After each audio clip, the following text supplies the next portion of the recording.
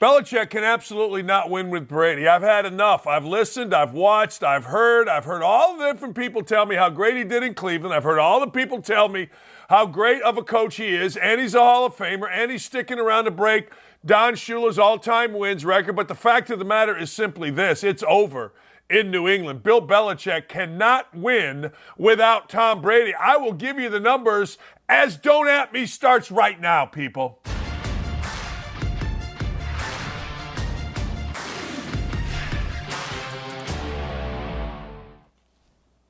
Look, I just told you on the preview here, it is now becoming a fact. Bill Belichick cannot win without Tom Brady. Yes, I understand Belichick is a great coach. Yes, I understand he's got the Super Bowl wins. Yes, I understand that he is hanging around to win 318 games or whatever the hell the record is by Don Shula. I get all that, but the fact of the matter is he is an incredibly mediocre, if not bad, NFL coach without Tom Brady. Let's go through the numbers. Bill Belichick's overall record with Tom Brady was 219-64. That's awesome.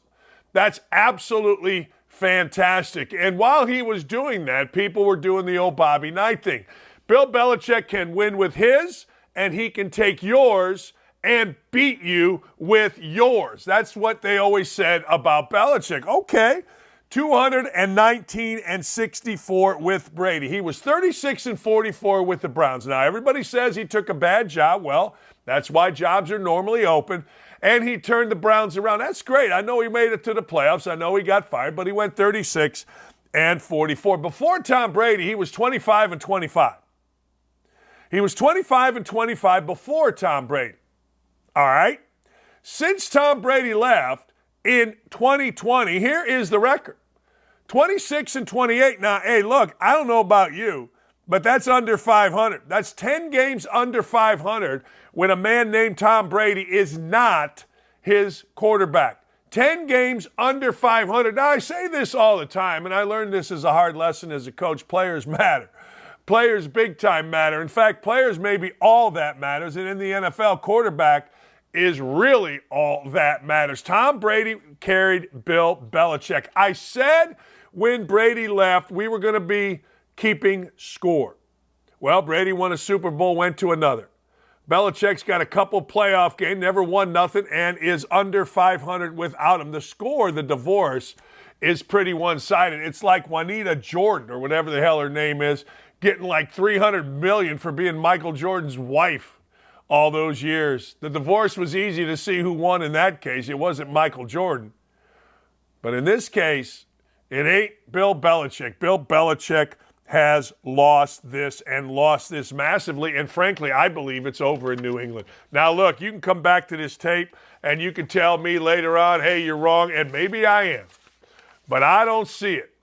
I watched that team yesterday. Mac Jones can't throw a football any better than a mediocre NFL quarterback. There are no weapons, and when you don't have weapons, you don't have a chance. You can win a game or two, but you don't have a real chance. And Bill Belichick is also the general manager. Now, here's what people are saying. They're saying Bill Belichick is, ladies and gentlemen, a great coach. Okay, but he's a terrible general manager. Yeah, I don't know. I don't know. All I know is this. He's both. And when they were winning, good for him. But they were only winning because of Tom Brady. Hey, the NFL started yesterday in London, and the Jags got a big win, and all of a sudden, Trevor Lawrence looks pretty good, but my God, the Falcons looked awful. The Falcons with Desmond Ridder were no match. All right, ladies and gentlemen, you guys that live in Indy here, I told you it was a miracle that Matt Eberflus, the defensive coordinator of the Indianapolis Colts, when the Indianapolis Colts collapsed in monumental fashion at home against the Raiders, then on the road against the worst team at the time in the NFL, the Jacksonville Jaguars. It was a miracle that Matt Eberflus, the high school coach turned defensive coordinator for the Indianapolis Colts, got a head coaching job with the Chicago Bears. It was an absolute stunning development. The strings were pulled by Bill Polian. The Chicago Bears were so inept in their front office, in their management, that they went to Grandpa Polian and asked him to give them candidates. He came up with Matt Eberflus. Now, Double D here, this guy, told you that Eberflus, or Fluss, as he was known to two complete ass-kissing idiots, Zach Kiefer of The Atlantic and Stephen Holder of ESPN, they were all in on Fluss. Well, you got to understand something. In Indianapolis, nachos sell. In Indianapolis, our beloved GM will take a group of reporters and put them in front and center in the film room, serve nachos and pizza, and show Kwity Paye highlights. True story. And all the media goes, oh my God, this is great. Eberflus went to Chicago and tried the same thing, but mountains of deep dish pizza for the media. That stuff plays in Indy, as Chris Ballard, with an under 500 record, has survived not 5, not 6, but 7 years. Lost again yesterday. Eberflus, not so much. There are calls for Eberflus's firing right now, only 2 games in, or 4 games into his second season. And they are reasonable. Eberflus has no personality. Eberflus is an ass kisser. Eberflus has no football acumen. Eberflus is a figment of a PR imagination. Now, they lost, they being the Bears, lost yesterday to a team that gave up 70 the week before, and that, ladies and gentlemen, would be the Denver Broncos. The Denver Broncos came into Chicago and didn't really want to play. They didn't. They were down 28-7 in the third quarter. Eberflus did what Eberflus does. I guess he started coaching. Next thing you know, 31-28, Chicago ball, about the 20, 4th and 1, after 2 timeouts and some thinking, some gazindas, we're going to go to the beard and do some thinking. The Bears decided to go for it instead of kick a game-tying field goal. Look, I guess that's the right call, except it wasn't. They tried to go up the middle, got stuffed. Next thing you know, game is over. When Eberflus gets to thinking, wood starts burning. When Eberflus gets to thinking, bad things start happening. Look at this guy. I always go by who would I want to coach me, and Eberflus ain't it. And I'm telling you right now, when I tell you a coach is pretty good, he's pretty good. And when I tell you a coach is no good, he's no good. And I don't give a damn what Stephen Holder of ESPN, Bob Kravitz of The Athletic, or whatever the hell Kravitz is doing now from whatever home he's doing it, or certainly the little ass kisser extraordinaire, Zach Kiefer. Think about old Fluss, as they called him. He sucked in Indy, and he sucks now, and I'm shocked that he has not been fired right now by this time, because you got to get rid of him. They've lost like 15 in a row. Get rid of him. Anyway, Riverboat Ron. When Riverboat woke Ron Rivera loses, I ain't mad about it. I'm tired of Ron Rivera. I am. I like when the Eagles win. Not sure why. Their coach reminds me of a kid I grew up with, Darryl Collins. I like Darryl Collins. Darryl Collins was a tough kid. Really tough. Their coach of the Eagles reminds me of him, Nick Sirianni. I like tough guys. Anyway, yesterday, Riverboat Ron had a chance to go for the win. Late touchdown. Kick an extra point, you go to overtime. Go for 2 from the 2.5, you got a chance to win the football game. You probably do win the football game. Guess what Riverboat Ron did? Riverboat Ron kicked the extra point. And his underman team, he said, was tired, and they ended up losing in overtime. All right, the Eagles remain undefeated. The game got saucy, so what Jalen Hurts do? Jalen Hurts showed his character. And Jalen Hurts has great character. Jalen Hurts ain't afraid. Whoop, whoop, whoop, whoop, whoop. We're going to go win the football game. Sit down, Riverboat Ron. If you're going to be called Riverboat Ron and you're going to embrace being called Riverboat Ron, then you got to go for 2. And you got to roll the dice. Nobody, I don't think, ever gets mad at the coach that goes for 2. I don't think they do. They might. Not me. I'm always in on it. Remember I told you a few weeks ago I had enough of Joe Burrow? I did. I had enough of Joe Burrow. I put him down as the guys that give me gas. Joe Burrow gives me gas. Joe Burrow gives me gas to the point where I like when Joe Burrow loses now, and this is hard for me. Teddy Karras Jr., as we call him right there, number 64, right next to Joe Burrow, is one of my favorite people. His dad is the coach at Marion University, won a national championship. Teddy Karras Jr., the father, went to my high school. I've known him since he was a little kid. Teddy Karras Jr., the father, won a Super Bowl, got a Super Bowl ring. So did Teddy Karras Sr., the grandfather, won a world championship with the Bears, and Teddy Karras Jr. won himself 2 rings with the Patriots. So I root for the Bengals, but I can't root for Joe Burrow no more. I've had enough. Don't know why. But again, when I tell you I've had enough of a guy, 9 out of 10 times I'm right. He just seems too much into Joe Burrow. He just seems to be like, I'm Joe Burrow, you're not, screw you. And got to tell you, the most up and down team in the league is the Tennessee Titans. All of a sudden, Tannehill's great. All of a sudden, they're rolling. All of a sudden, they're getting it done. It's amazing to me what's going on with the Titans. This week, they stinks. This week, they're good. What the hell's happening here? I don't know. But since my daughter lives in Nashville, I'm glad the Titans are good because she was talking that yang yesterday via Twitter. All right, speaking of the Bengals, we have to do this after every game. After every game, you got to check the temperature of the little pain in the ass wide receiver. You got to check the temperature. You got to put a thermometer in his booty, check his forehead to see if he's sad or not, to see which of the idiots that are currently wide receivers in the NFL are going to rip their coach, rip their quarterback, cry, whine, bitch, moan. Well, this week, it was Jamar Chase. Now, Jamar Chase and Joey Burrow, have always made it seem like they are the perfect couple. They are married to one another. They are connected at the hip from LSU to the Bengals. But this is what Jamar Chase had to say yesterday because, well, when teams lose, the jack wide receiver has to be a jack wide receiver. Here's the latest installment of wide receivers being idiots. I'm open. I'm always, excuse my profanity, I'm sorry. Okay, Jamar Chase, let's throw you the ball because you're the only thing that matters. You just got to check it out. You do. I'm sorry. Chase Claypool, another idiot wide receiver, of far less acclaim than what Jamar Chase has. Chase Claypool, I actually kind of like coming out of Notre Dame. I did. Well, he thinks the Bears are using him wrong. Let's go to another idiot wide receiver.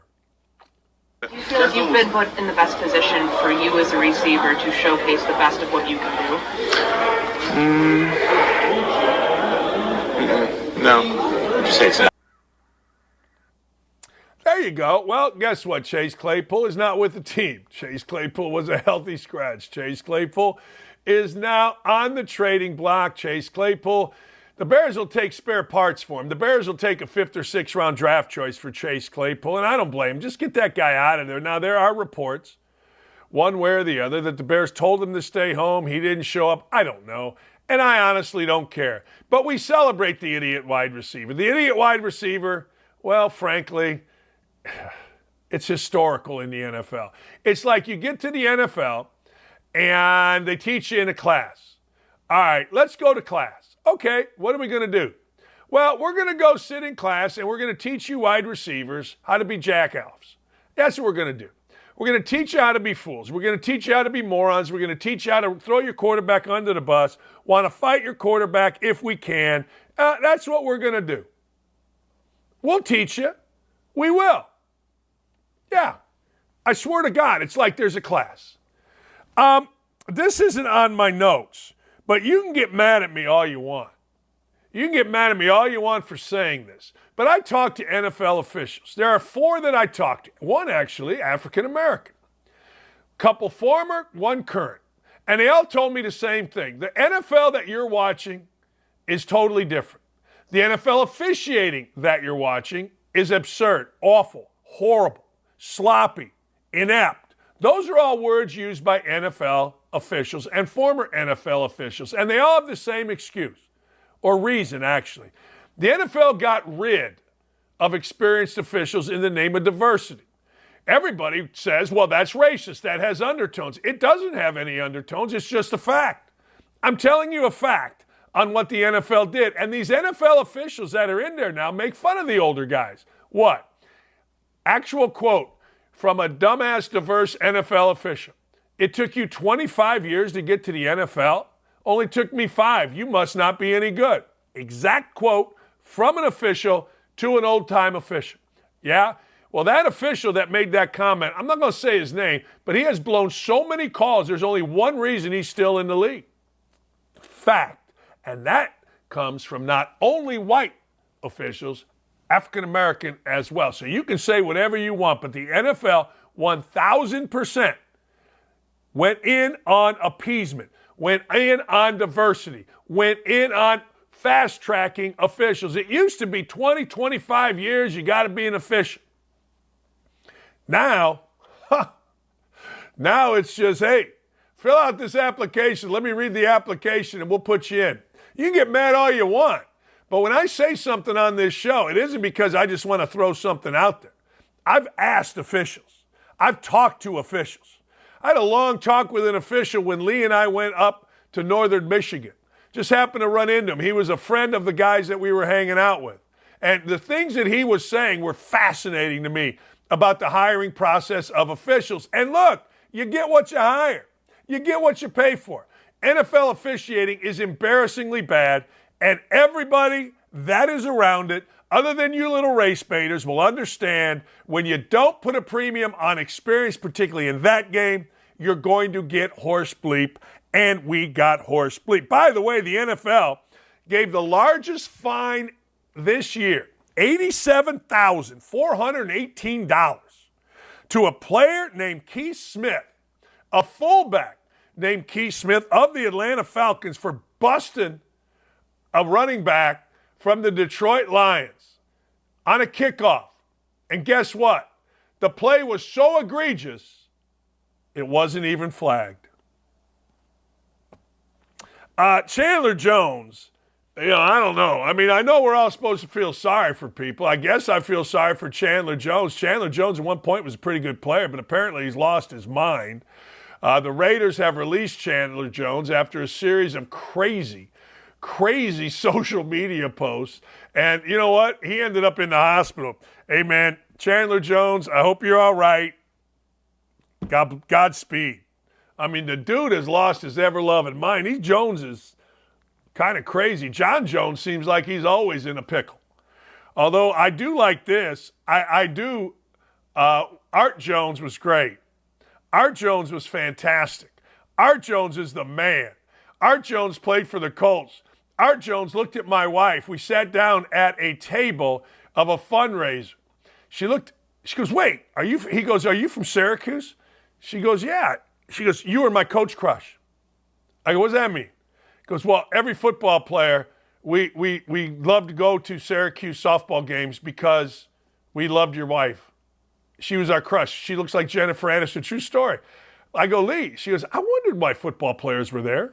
She goes, I thought they were trying to date my girls. I go, yeah, I know. Coach crush. How about them apples? I like it. My wife is hot. But my wife got her brains beat out in pickleball by this guy. Down 2-0, best of 5. I came back one-on-one. Beat her 3 straight games. I digress. Speaking of excuses, and my wife did not make any, Brian Kelly is at it again. Brian Kelly, who took, by the way, and people forget this, 2 things. He took LSU to the SEC championship game last year, but is only 4-4 in his last 8. And that'll get you run out of Baton Rouge. But Brian Kelly had this to say about his team and why they're losing after a loss the other day. We're playing with inexperienced young players, and that's who we have. There's nobody else walking through the door. That's that old Rick Pitino line. Bird and McHale and Parrish aren't walking through that door. Well, nobody's walking through that door. And LSU needs to figure it out. Quarterback's pretty good. But look, bottom line, got to go beat some folk. Got to go beat them. Did I mention, since we're into college football now, did I mention that our house bet is 4-0? I gave you Alabama. I made it from 14.5 to 14. If you kept it at 14.5, you were fine. You were good. But guess what? 4-0 on the house bet. We're going to Sizzler. And you can't have none. Anyway, look, USC has a great offense. USC has a terrible defense, and we knew that going into the game. And one of the smartest prognosticators I think, in the world of gambling is a woman named Ariel Epstein. Ariel Epstein is on a bunch of different channels. And I go to her, for bets. She said 73.5 was too low. I'm like, wow. No kidding. Take the over. Then I started looking at the defense of USC. It stinks. And then I watched it against Deion Sanders' team. It stinks. They had the lead all day. I get it. Maybe you're playing soft, but give Deion Sanders' team credit. And I'm not so sure that Neon Deion, as he was called at one point, isn't right about you better get me now. His son is terrific. They played without Travis Hunter. They've got a lot of fight to them. They got a lot of insides to them. Urban Meyer told you that on our show. This wasn't just flash, although there is a lot of flash. But you got to give Deion Sanders credit. In his first year of taking over a 1-11 program, they're fighting like crazy and got back in the game, almost got really back in the game, and lost by 7. Now you're saying to me, loser's mentality, man. No, I'm not. I'm saying to you that as a guy that coached your first year, look it up. Look at guys' records in their first year.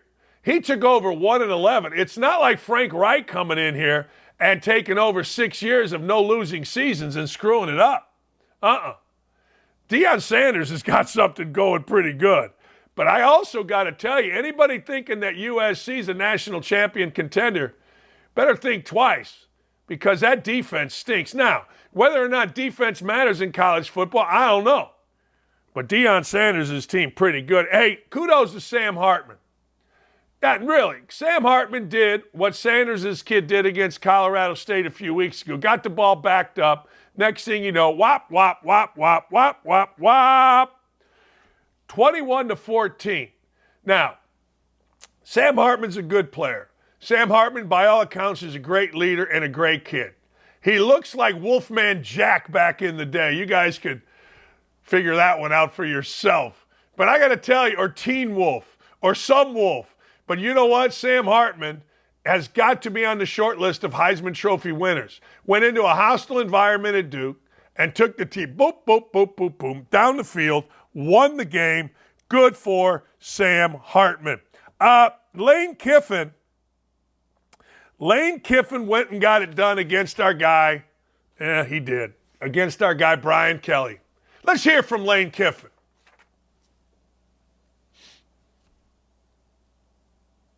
Oh, yeah, the goalpost guy. I'm sorry. Look at this. I'm sorry. Yes, they rushed the field.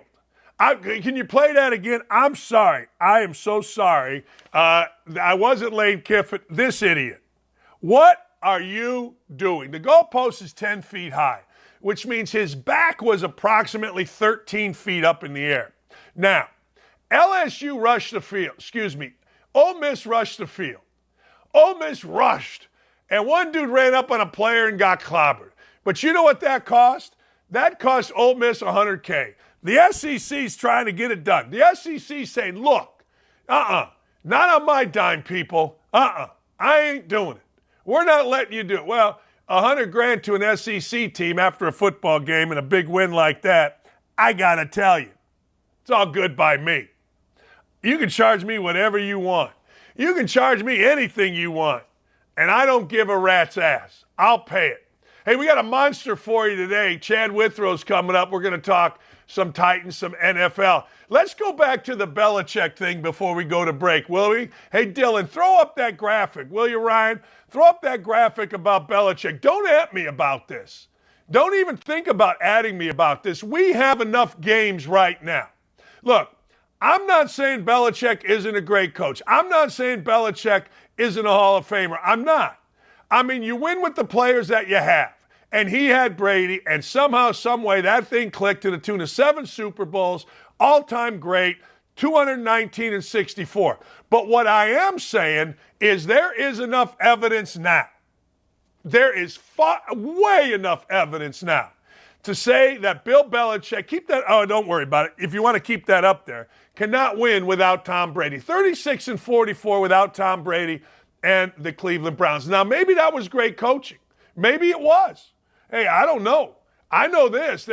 When I was losing at the end of my 5 years, there was some great coaching there. We lost our three best players, 4 out of the 5 last years I coached. And you can look at my record, it shows it, but we were competing at some point like crazy. 25-25 before Brady showed up in New England. Now, maybe that was great coaching. I don't know.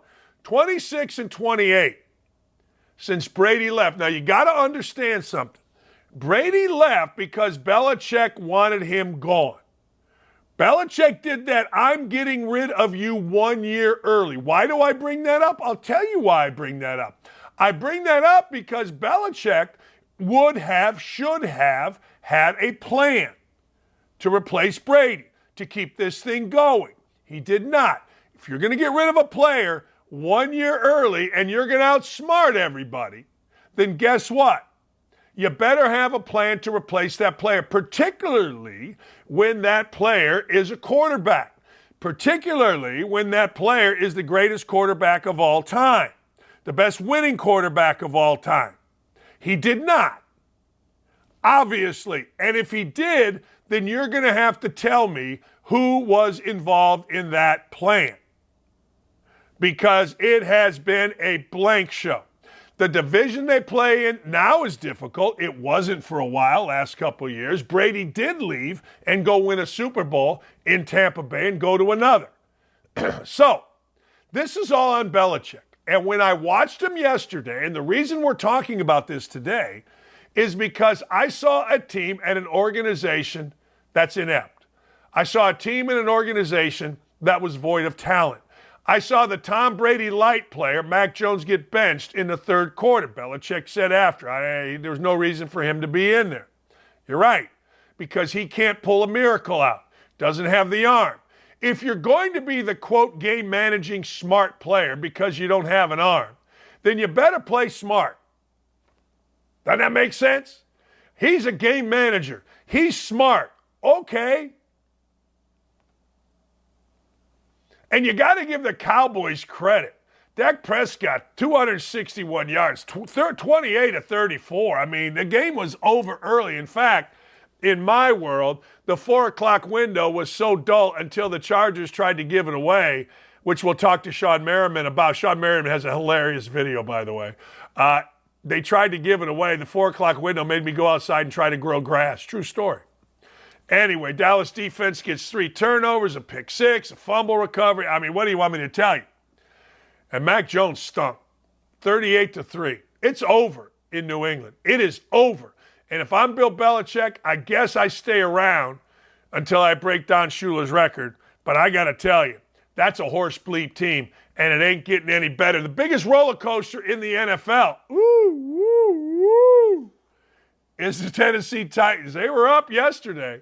They got her done yesterday against Joey Football. Also, is Georgia beatable? Georgia went into Auburn and struggled. Brock Bauer bailed them out. We're going to talk about all that with the great Chad Withrow next. Looking for the hottest sportsbook offers? At OutKick, find exclusive promotions, expert picks, and the latest odds. Get in the game at OutKick.com/bet.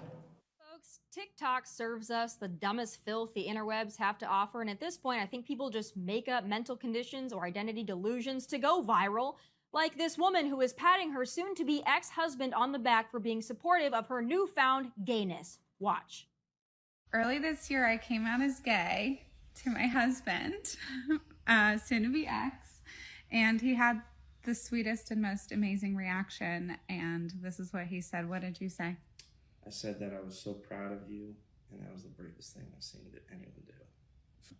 And now we are going our own separate ways, and we're about to put this house on the market, and that's all she wrote. Be like my ex-husband. Be that good of a person. So, I don't know that woman or that man, but by the looks of him, the hostage look in his eyes and the sounds of her, I would venture to guess he's not necessarily stoked about his wife being a lesbian, but just rather happy he can leave her and have a socially acceptable excuse beyond just her baseline annoyingness.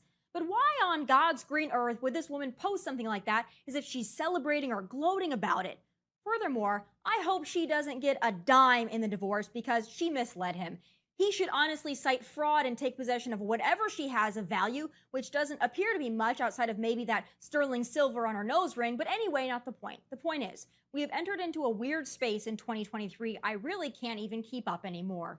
Now, a new survey from Change Research shows that a whopping 55% of millennial and Gen Z women find it a turnoff if their partner listens to the Joe Rogan Experience, and over 3/4, 76% of women said they would not date someone who supports Trump. Apparently, women in this age bracket, the age bracket 18 to 34 that I'm also a part of, prefer men who will go see the Barbie movie and presumably are scared of guns.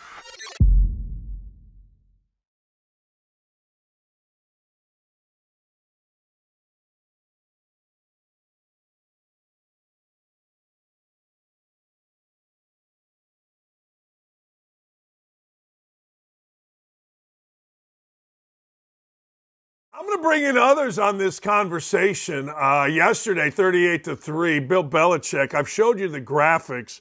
219-64 with Brady, 36-44 with the Browns, 25-25 with the Patriots prior to putting Brady in, and then 26-28 since Brady left. I'll bring in the expert on this, Chad Withrow. I watched yesterday, Chad, and it hit me like, this is over. Like whatever, a great coach, all that. Go get go get Shula's record if you want to hang around. But this is a bad football team. This team has no chance, and Mac Jones sucks.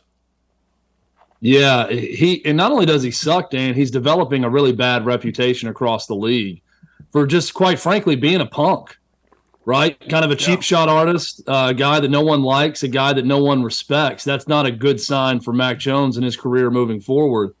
Look, I'm with you, and I am shocked I'm even saying that or entertaining the notion that Bill Belichick, with all those Super Bowls, isn't somehow in danger. We had Tom Curran on from New England right before the season started. He's covered that Patriots organization for a while, and he was one of the first to say this is absolutely a hot seat season for Bill Belichick because it was Bill Belichick that told Robert Kraft that Tom Brady was done. And the moment that they let him go and he went to Tampa and showed that he wasn't quite yet done and won a Super Bowl, then all the pressure moved over to Bill Belichick. Now, look, I was at the last game Brady played in New England. That was a playoff loss to the Titans that year. And he was skipping rocks that night. He looked done. He looked like a guy who was seeing ghosts. The offensive line play was bad. Brady was throwing it everywhere. He was throwing way too quick, getting rid of the ball, lots of incompletions that way. His final pass was a pick six to Logan Ryan, his former teammate in New England. So I understand where Bill Belichick thought maybe it's time to move forward with someone else and draft our next quarterback, but it did not work out in his favor. And the biggest problem is with this Patriots team, Dan, is what are they exactly? What is Mac Jones? Is he a franchise quarterback? I say no. It was a team that early on with him was really built on defense. Bill Belichick is a defensive guy. They looked terrible defensively yesterday, completely helpless against the Cowboys. If this thing continues trending this direction, I think it's becoming more and more of a slam dunk that this may be Bill Belichick's last season in New England, and I'm shocked I'm even saying that. I know it. I know. I always, in basketball coaching, it's if they'll fire Bobby Knight in Indiana, they'll fire you. In football, the Colts, if they'll cut Peyton Manning, they'll cut you. And it's going to be if they'll fire Belichick. Look, you mentioned Mac Jones. All that stuff aside, I didn't think he had any arm. And here's the bigger deal, Chad. I'm curious your opinion on this. If you're going to do what Belichick does, which is get rid of a guy too early, right? 1 year, we get rid of him too early. We got value for him. You got to have a plan to replace that guy, particularly when that guy is maybe the greatest quarterback ever, certainly the greatest winning quarterback. It felt like me that Belichick said, yeah, we got to get rid of him. But Cam Newton, Zappy, this guy, there was no plan, and that's malpractice. It's malpractice, and maybe it's a little bit of ego, Dan. Maybe it's, hey, I convinced myself I've done it once before, right? What was Tom Brady when we drafted him? And that guy went on to be a legend and the greatest quarterback of all time. If I've done it once, I can do it again. Maybe some other coach is looking around right now and saying, hey, Look at what the San Francisco 49ers are accomplishing with 7th-round draft pick Brock Purdy. Well, they get a pass with that they get a pass for the Trey Lance disaster with drafting him so high and getting rid of those picks and trading away to get Trey Lance because they went and got Brock Purdy, who's saving their bacon right now. It doesn't happen that often. I'm listing these examples. Why? Because there's not many examples of teams out there that haven't drafted a quarterback really high or in the first round somewhere that are having a lot of success at quarterback. So to think that Mac Jones was the guy is one thing, but to continue to beat your head against the wall saying he's the franchise quarterback is another. Maybe it's ego with Belichick. I don't know what it is, but it's not working out right now. No, it really isn't. And I think you're absolutely right. I think ego, pride comes before the fall. And that's the worst loss of his career. And honest to God, there was nothing there that said it's going to get better. Let me go to college for you. I think differently because I think winning on the road, and I don't care who you do it against, is a hell of an accomplishment. Maybe it's not when you're Georgia going into Auburn. Maybe you're supposed to win by more. I don't know. Georgia beatable? Seems like. Yeah, they're definitely beatable. The SEC, so many more questions than answers through a month. This was a long month of football, too. We had 5 Saturdays of football in the month of September, which we don't always get. And I'm done with these 5 Saturdays, Dan, and I'm thinking, I don't know what the SEC is. The moment I thought LSU was going to turn it on, they go and lose at Ole Miss. Ole Miss looked bad against Alabama. And, oh, by the way, we buried Alabama a little bit too early, right? They look really good now. They look like they have an identity. They could be the best team in the SEC. What about Missouri, who's been a big surprise? What about Kentucky, who looked really good at home against Florida? They've been a surprise.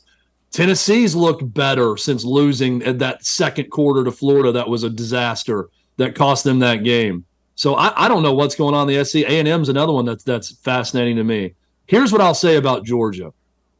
Dan, I think they've got the best player in college football in Brock Bowers. Yes, he's a tight end, but he is an absolute stud and a difference maker. No one else in the country has a guy like that is that unique, that can almost single-handedly take over games and can play multiple positions as a pass catcher. He is just excellent at everything and one of the best tight end prospects we've seen coming up for an NFL draft in a long time. So Georgia has that going for them. But this is now twice that we've watched Georgia just really look underwhelming, which has not been the case with Kirby Smart. It was at home against South Carolina and now on the road at Auburn, where Auburn had a great chance to win. This Auburn team who looked bad the week before. I don't know. Maybe it is just home versus away. Auburn looked terrible at A&M. They come home. They almost knock off the number 1 team in the country. But I say that, Dan, and we can talk about other conferences across college football. And I'm going to get into this today on Hot Mic on our show. But the tale of 2 road trips. Look at Michigan and how they handled a road trip to Lincoln, Nebraska, and just thoroughly dominated the Huskers and how they approached that game versus Georgia going to Auburn in a game. The spreads weren't that different. I want to say it was 14.5 and 19.5 when you look at that game and look at how differently those games went. I'm starting to really buy into this Michigan team as maybe the best in the country, and that's as much about Michigan looking good and Georgia looking good, but not like the Georgia team we've seen the past 2 years. Yeah, I'm with you. I would also say this, though, and I watched a lot of it this weekend. The Big Ten is the cure for insomnia. Big Ten football, my God, is it freaking dull. I mean, I'm watching what they had the big game on NBC. Awful. I mean, Penn State looks pretty good, and if they're playing at night, that's interesting. But, Michigan, different level, Ohio State, different level. But you watch the rest of these teams in the Big Ten, my God, are they bad. Maybe Maryland's okay, but it is literally the cure for insomnia. You fall asleep. Indiana, my God, didn't have anything. I don't know. College football is interesting. Let me ask you this question. Hey, Dan, let me jump in on the Big Ten thought, though. Yeah, go ahead. Watch Maryland, Indiana, right? Yeah. Maryland's exciting. I don't know what Maryland is, but they play a brand of offensive football that is cutting edge. And on the flip side, you mentioned that NBC game. I think it was Iowa, Michigan State.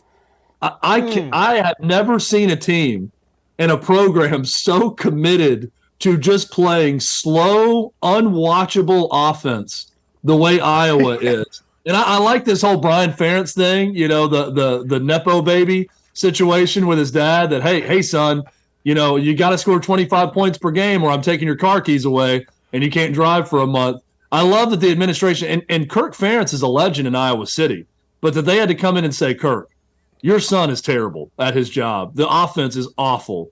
We got to do something. And Kirk said, I'm not firing my son, which I get, right? I'm a dad. I wouldn't want to fire my kid. Yeah. But I love that they just said, okay, 25 points per game, however you get there, or you got to go. I think it's one of the better storylines in college football. But Iowa's commitment to putting you to sleep and anyone else who watches them play is astounding. They're not even trying anything different. They're saying we are going to run a 1986 offense, and we're going to run this thing into the ground, and we don't care if we put people to sleep. It is astonishing to watch. It is. Well, I watched it because I had a bet on it, and I had said here, and I got to tell you, it's like golf on a nice Sunday afternoon. It just makes you take a nap. Holy hell. All right. I love what Deion Sanders is doing, particularly in his first year. But I got to tell you, if you're going to think USC is a national championship contender, I feel like they got to play some defense, or at least better defense than what they've shown this year. But let me ask you, does defense really matter when you got Caleb Williams? You can go drop 50 damn near on anybody? Am I wrong? No, you're not wrong. I mean, look, it's going to matter eventually against someone, whether that be in the Pac-12 schedule, which is much better, or in the playoff. But, I mean, am I going to sit here and say USC is not going to make the playoff because of their defense? No, because of the reason you just mentioned. I mean, when you can win 48-41, like they did on Saturday, which I think they can do pretty consistently, it's tough to pick against you with Caleb Williams on offense. I don't get it with Lincoln Riley and the lack of defense. And Alex Grinch and what he's doing. It is a program that you hate to hear the word about a program, but it's a four-letter word. It's soft. That's what USC seems a bit like. They seem like a video game, but when it comes down to it, they're not going to get necessary stops against the great teams in college football to win a national title. And maybe I'm wrong. Maybe they can't just outscore everyone. But I look at that Pac-12, and I see some really good teams out there and some good teams left on that USC schedule that's going to make it difficult. And then if you move on to the playoff and let's say it's a Michigan or an Ohio State. Michigan and Ohio State both have shown they can play really good defense this year. They can score also, but they've got really good defensive teams. So I'm not sure that they can just rely on outscoring everyone moving forward. And, hey, on Colorado, full marks to them. I thought they were going to get boat race for a second straight week, and it looked like that early in that game. But they fought. They showed they still got a great quarterback and a great offense. This season isn't going to be, some college football contender season that maybe some thought after 3 weeks. But it's a nice step for Deion Sanders, and he's showing that they're going to score some points in Colorado. They're going to get some buzz. They're going to get some attention. And now will the recruits follow? I think the answer is yes. I do too. I think the recruits are absolutely going to follow. I do. By the way, breaking news from yesterday, my Indiana Hoosiers have fired Walt Bell, the offensive coordinator. There you go. There you go, big boy. We're back. We're back. Walt Bell is a guy that grew up very close to me, Dan, right down the road, Dixon County, Tennessee, about 35 minutes west of Nashville is where he is from. Yep. And I think he went to MTSU and played receiver and got an opportunity to be a head coach at UMass, was kind of an up-and-coming offensive coordinator, and now he's looking for a job again. Yeah. Hey, last thing before I let you go. Is Texas America's best team? I know you like Michigan. I think Michigan, Texas, Georgia it's one of those that they have not looked like the best team in America, but until proven otherwise, Dan, they're number one in the country. Yeah. So I'm fine with that, given they've won the last two national titles. I think Texas, Michigan, Ohio State in that group, pick one of the great teams in the Pac-12, whether it be USC or Oregon. But I think Texas, as far as a complete team goes, that's not USC. We just got done talking about them. They're all offense, no defense. I think Texas has the right mix of both. They can get after the quarterback. They can affect the game that way. They've got blue-chip prospects on both sides of the ball. And most importantly, they've got blue-chip guys on both sides of the line of scrimmage. Really good offensive line, really good defensive line. And Quinn Ewers is special. He is a playmaker, and he is a winner. So Texas is as good a bet as anyone right now. It's going to be fun, Dan. This is not a dominating season of college football at the top, but I think there's enough uncertainty that's going to make every Saturday a lot of fun. And not just at the highest levels. I think in some of these major conferences, there's such parity in the middle of the conference that the round robin between those games, between teams ranked 4 through 12 in the conference, let's say, it's going to be a lot of fun every single week. I agree. Hey, thanks, my friend. Look forward to your show this afternoon. Thanks, Chad. Always fun, Dan. Thanks for having me on. That's our friend Chad Withrow.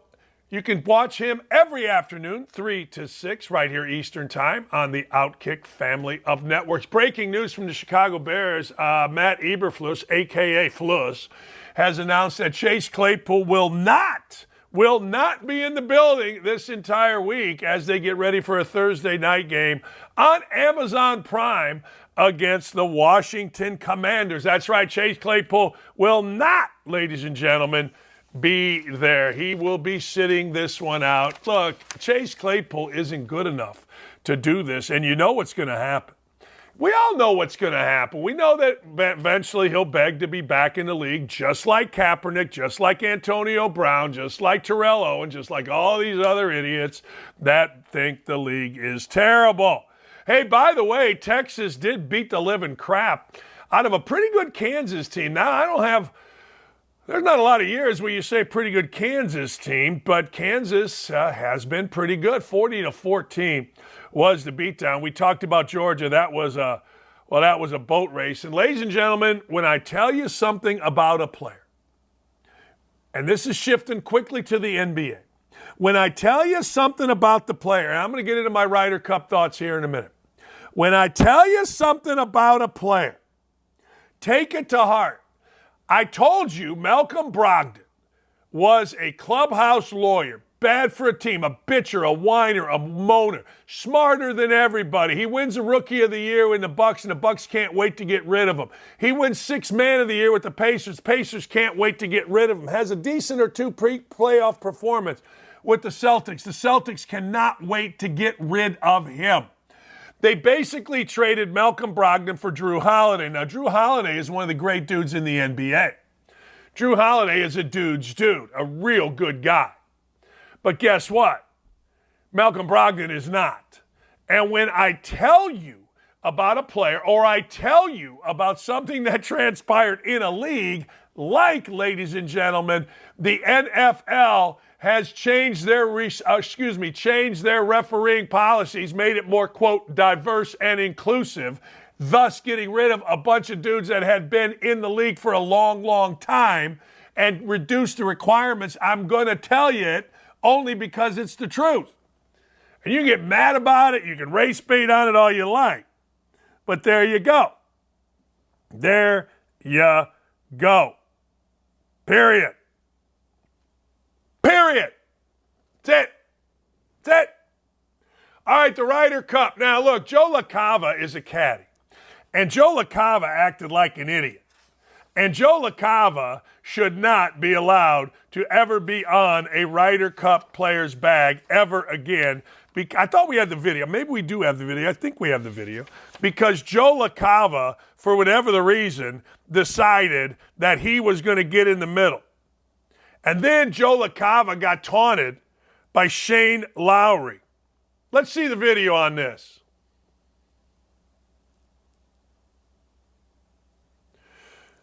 It says here, caddy gets taunted by Shane Lowry in high tense Ryder Cup moment.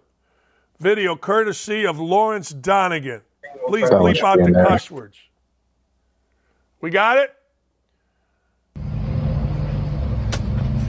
Oh, that's not him. No. That's not Shane. That's not a caddy. That's the marshal. The marshal. He told the marshal to shut the F up. Told the marshal to shut up. I can't believe we don't have the Ryder Cup stuff. There's a Ryder Cup beef going on. Joe LaCava, the caddy, started waving his hat because Patrick Cantlay knocked in a putt. So LaCava then got in the way of Rory McIlroy. Now, look, here's the deal. caddy should show up, shut up, and keep up. And Joe LaCava deciding to wave his hat and get in a hassle as Rory McIlroy was lining up a putt shouldn't be tolerated by everybody. But everybody says Joe LaCava's a nice guy. Everybody says Joe LaCava's a great dude. Joe LaCava, my ass. A caddy should show up, keep up, and shut up. And this idiot goes out there. I know he's Tiger Woods' caddy. I know that he was now Patrick Cantlay's caddy. But you don't get in the way of a player. This is their legacy. This is their livelihood. This is the most important thing in Rory McIlroy's life, as he said after the Ryder Cup, which, by the way, the Americans didn't bother showing up to. And Zach Johnson was just a complete clown as a captain. But anyway, I digress. The caddies should never get in the way. The caddies should always be out of the way. Show up, shut up, and keep up. That's it. But the Americans, they try to rally a little bit. The Americans, they try to get it going. But once again, the Americans get beat. And I don't know why this is. I'm sorry, I don't know why this is. All right? But I never find myself rooting for these guys. I told you, these guys did not need to come to Rome and act like little entitled frat boys. And that's what they did. There was all kind of nonsense, whether Patrick Cantlay was going to wear a hat. He wanted to make money on it. Whether he did, I don't even care. I said this, and I'll say it again. They acted like what they are. Little entitled frat boys. I was in a frat. I got kicked out of a frat. I was person non grata in a frat. Then I was the man of the year in a frat. I've run the gamut on fraternities. And when I was at Indiana or any college, particularly Indiana, I just despised the little collars up wearing frat boys. And that's what the Americans seem to me. The Europeans celebrate cooler. They kind of look cooler. They act cooler. I don't know. That's just how I look at it. And some caddy acting like a clown, waving his hat, is like an assistant coach doing that. There's no reason for assistant coaches to do anything but celebrate or bitch at the players. That's it. Joe LaCava. My ass. He makes my ass bleed. And I don't like it. And he makes it tired. And it makes it sad. But everybody then say, oh, he's a great guy. I got 2 words for you. Hey, ladies and gentlemen, clown of the week. Clown of the weekend. And arguably the dumbest human being on the planet is New York Democratic Congressman Jamal Bowman. Jamal Bowman, at the end, when they were voting to shut down the government, decided that it would be a good idea to go out in the lobby and pull the fire alarm. There he is, pulling the fire alarm. Jamal Bowman said, I was in a hurry. I thought this would open the door. Jamal Bowman is a former high school principal. I think he knows what fire alarms are all about. Then he reportedly said, I didn't know we were on camera. He's the dumbest human being alive, and he's a liar, and he's a thief, and he's a fraud, and he should be put in jail. If you're going to put January 6th insurrectionists who are trying to mess around with the government in jail, grandmothers, some people that weren't even there, then you got to put this idiot in jail. And he's an idiot. I don't give a damn if he's black, white, green, or purple. Idiots are idiots. And as you know, on this particular show, and maybe only on this particular show, do we tell you it like it is? We judge people by the content of their character. We judge them by that, not the color of their skin. This guy could be green, and I would say he's an idiot. Who in the hell thinks to go out and I'm going to pull a fire alarm, and then this dumbass tells us, well, I thought it was a door. Don't make more of this than what it is. No, your ass should be in jail. He won't go to jail. Why? Diversity and inclusion. Our 2-tier justice system. I mean, seriously, let's be honest. New pictures could throw cold water on Bowman's excuses for pulling a fire alarm. Honest to God, they were trying to delay the boat. Bowman, because he thinks, well, I'm entitled to do anything I want. The fire alarm was bright red. It's clearly marked fire. And it was next to two, listen to this, and is right next to two signs that provide explicit details on how to open the emergency door. Emergency exit only. The signs read, push until alarm sounds. Door will unlock in 30 seconds. This socialist, this New Yorker, was caught. He claimed he thought pulling the door would open it. Today, as I was rushing to make the vote, I came to a door that is usually open for votes, but today would not open. So I pulled the fire alarm. Yeah, I'm embarrassed to admit I activated the fire alarm, mistakenly thinking I regret this and sincerely, well, if you sincerely apologize. Congressman Bowman did not realize he would trigger a building alarm as he was rushing to make an urgent vote. Yeah, okay. He ain't going to jail. Only white middle-class people go to jail when there's a, quote, insurrection. African-American congressman who famously said no one is above the law, he not going to jail. He'll probably get a raise in a parade. He'll probably get a new show on MSNBC. I can't even imagine thinking it has something to do with a fire alarm pulled on the wall. Stop making excuses. See, these are the people that are leading our nation. These are the people that are leading our country. I'm embarrassed for us. I'm absolutely embarrassed for us. We'll be right back. Are you looking for the hottest sportsbook offers? At OutKick, find exclusive promos, expert picks, and the latest odds. Get in the game at OutKick.com/bet. Chad, also stupid, Keith Olbermann, and his response whenever Aaron Rodgers went down with the, eventually it was the Achilles, but at the time, everyone's playing doctor on social media, and he retweeted one of the doctors that said it could be a Liz Frank foot injury as well.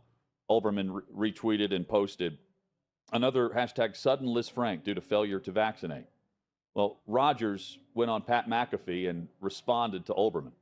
Hey, hold on, there's another guy. What's it? Keith Olbermann said that. You love him, though. Because you're not vaxxed, that's why it happened. Yep. Yeah, get your 5th booster, Keith. Anyway. He didn't hold back. And Rodgers is back on with McAfee. Get your 5th booster, Keith, is terrific. Perfect way to handle that. I'm sure he has. Aaron Rodgers said a lot in his hit on McAfee, too. He said, don't expect him to be on the sideline anytime soon with the recovery, but that he's hoping to get up in a booth. And he said he joked that I hope they give me a headset so I can at least give a few plays, call a few plays over the game with what I'm seeing. Seemed to be in relatively good spirits given the circumstances. If he's on headset. But a great line about Keith Olbermann, who has just become a complete and total caricature. Yeah, and just a loser. I just don't understand. He's playing into it too.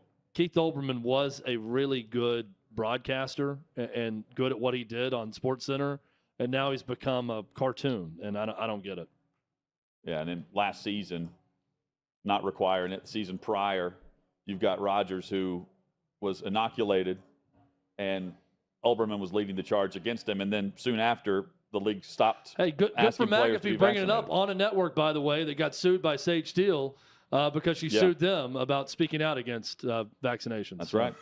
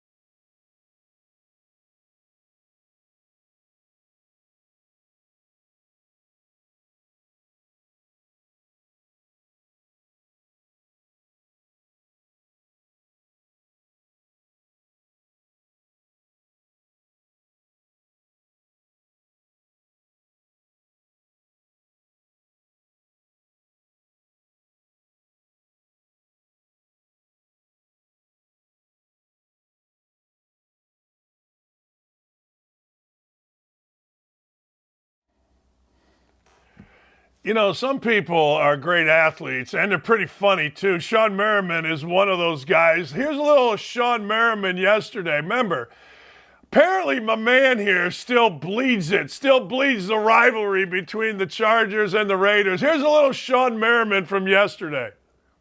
Raiders fans are hurting all over the world.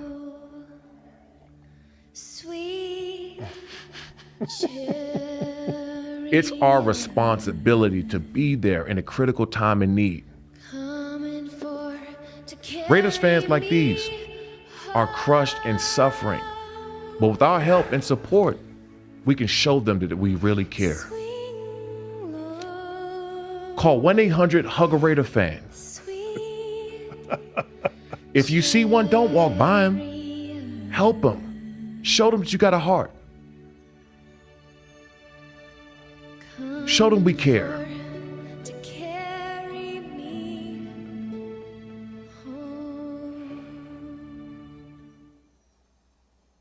That is so freaking funny, man. I saw that last night. I started. The rivalry never ends. I don't care. It just never ends.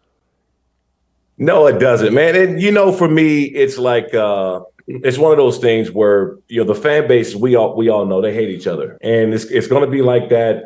I think a lot of people automatically assume because the Raiders, you know, moved to Vegas, Chargers moved to LA, it's a little different. No, I think that the times are different, right? And just in general, you talk about how guys play and how the physicality of the game and the rules and everything else. So the rivalry is different, but there's still some hate there. There always will be. I got to ask you something because I'm on this today, and I want your opinion. I went through the numbers on Bill Belichick without Tom Brady, and they're not good. And as I was watching yesterday, Sean, I thought to myself, this is over. You got rid of Brady. You did your year too early. You didn't have a plan. Mac Jones ain't that guy. You had your worst loss. But not only that, this team doesn't have anything. I think this is over in New England. I do. Maybe I'm wrong. Well, you know, it's time. It's been 2 decades, right? I mean, look at the end of the day. Bill Belichick he'll go down as one of the greatest coaches, regardless of people think that he was good with or without Brady. He'll go down as one of the best. But it does leave you to wonder, at least, was he good because of Tom Brady? Now, I always thought that it was the other way around. I thought that Tom Brady was benefiting from Bill Belichick. That's just me as a former player, as a competitor. Somebody's watched thousands of hours of films on them over my career. You know, I've always thought that it was the other way around, and Tom Brady leaves New England, goes down into Tampa Bay, wins a championship. And so I think that, you know, it leaves a lot of people to believe that maybe Bill Belichick was Bill Belichick because he had Tom Brady.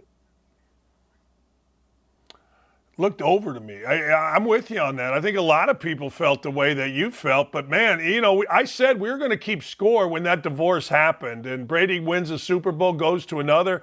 And Belichick's 26-28, and he didn't have a plan. You got to have a plan. If you're getting rid of a quarterback, you got to have a plan, don't you? Well, you know, that, to me, in my opinion, goes to maybe the cockiness or arrogantness of Bill Belichick. Yeah.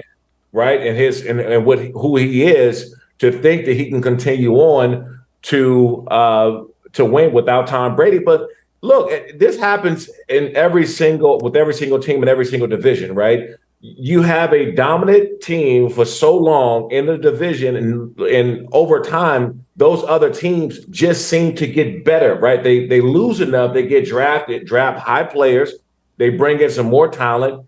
And over a long period of time, the tide is going to turn, and it's turned for the Patriots. We can honestly say that they're probably one of the worst teams. Now, I want to take that a step back and say with Aaron Rodgers coming to the team, they were a much better team, not with Zach Wilson, but they're the worst team in the division. We haven't seen that in 2 decades. And I think that when you're talking about a rebuilding process, that's what this is right now for New England. Yeah, I agree. Hey, Taylor Swift, all the rage. The NFL is all in on it. I mean, commercials, it's either I got to see Kelsey, I got to see Swift. Did you ever date a celebrity like that? Did you ever have a teammate that dated a big-time celebrity? If so, what's that like for a team? Because this seems to have taken over the NFL.